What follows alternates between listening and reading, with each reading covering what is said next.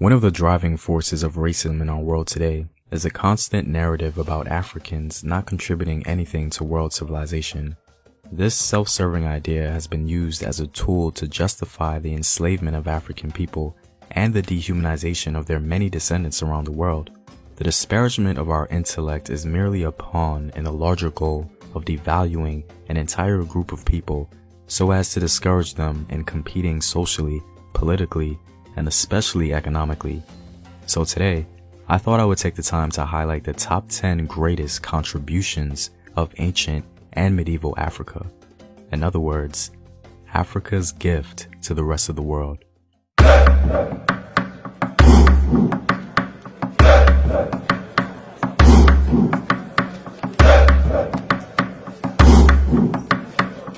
What up, African world? It's Home Team here, and welcome back to another video of African history, culture, and worldview. By supporting this channel on Patreon, you're helping in the creation of these videos and supporting this content.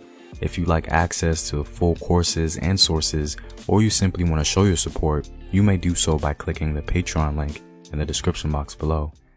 Now, this video is not intended to suggest that without Africans, these human accomplishments wouldn't exist. The key here is the word contributions. These African inventions and discoveries certainly contributed to the overall advancement of human knowledge and civilization, so please keep that in mind. To begin, you would be hard-pressed to find anyone who seriously contests the fact that African culture significantly impacted the rest of the world.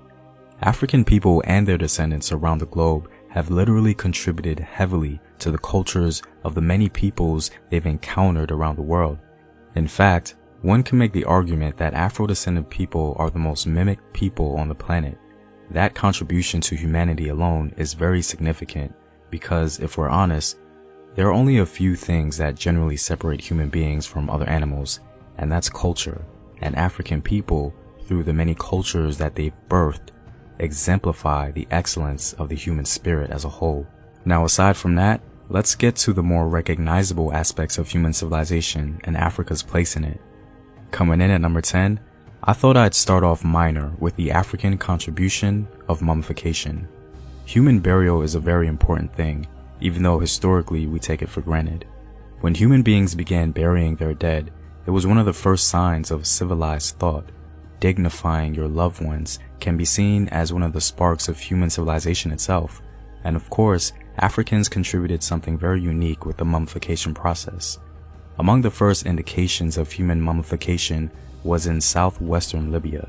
This process involved the remains of a mummified boy dated to around 5600 BC, maybe even older.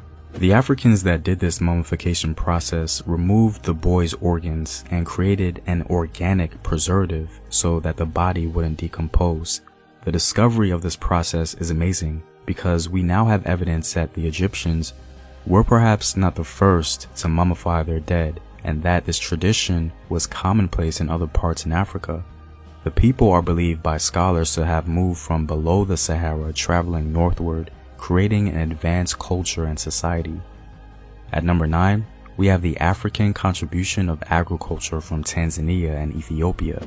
The impressive agricultural site of Ngaruka is considered one of the most important Iron Age archaeological sites in Africa.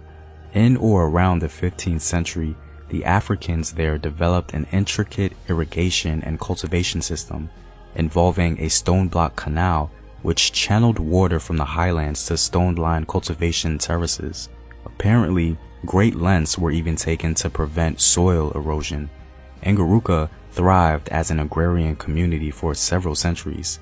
One archaeologist concluded that Ngaruka must have been a truly impressive site, a flourishing oasis in the dry Rift Valley, with carefully controlled waters flowing through its stone-built furrows and into the extensive grids of leveled fields of standing sorghum and other crops, all overlooked by the series of neatly constructed nucleated villages.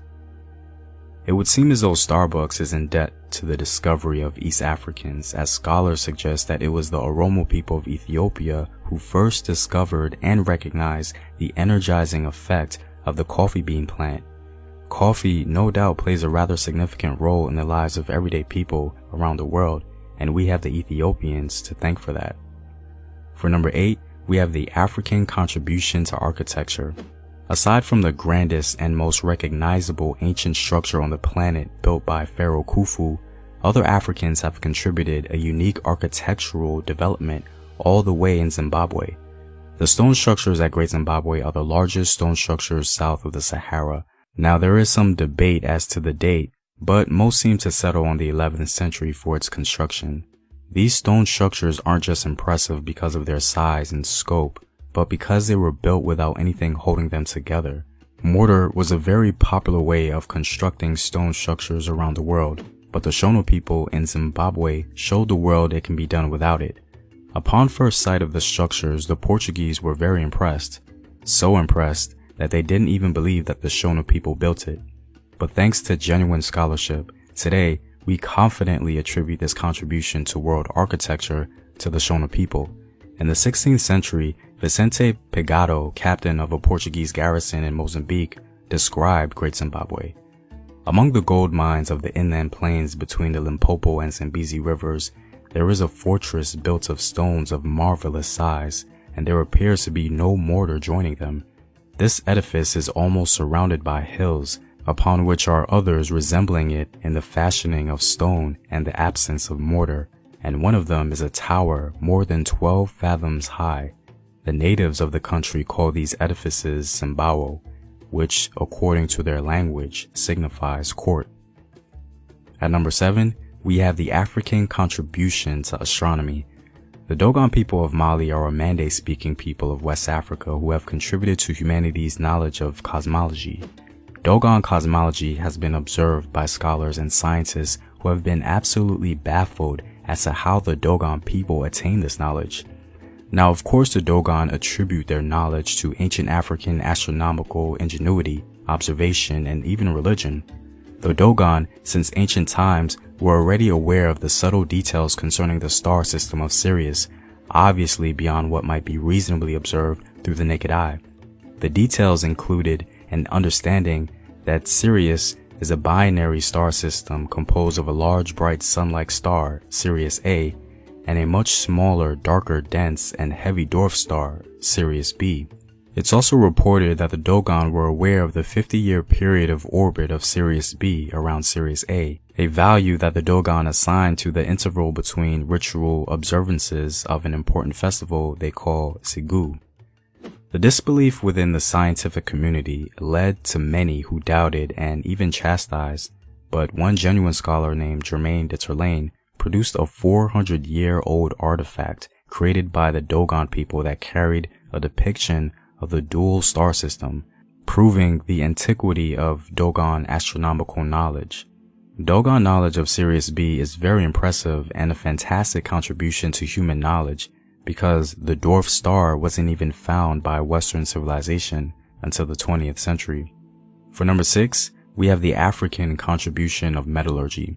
One of the most valuable achievements in human history is the creation and manipulation of elements. The metallurgic sciences have advanced humanity greatly. It's been used for warfare, agriculture, and the building of nations. The science of metallurgy was a tool of human advancement, and Africans were masters of it. In West Africa, the manipulation of iron, brass, and other materials is surprisingly well known, largely due to the masterful art of the Yoruba and Edo peoples.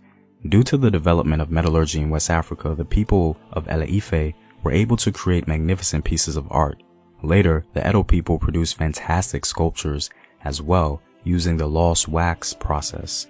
Also, right in the heart of Africa, in ancient Congo, the Isi-Congo people had an extensive and advanced knowledge of the metallurgic sciences.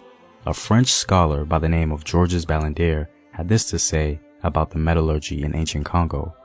There is no doubting the existence of an expert metallurgical art in the ancient Congo. Only the competition of objects from abroad and the slow deterioration brought about its decline. A further proof is provided by recent ethnographic documents.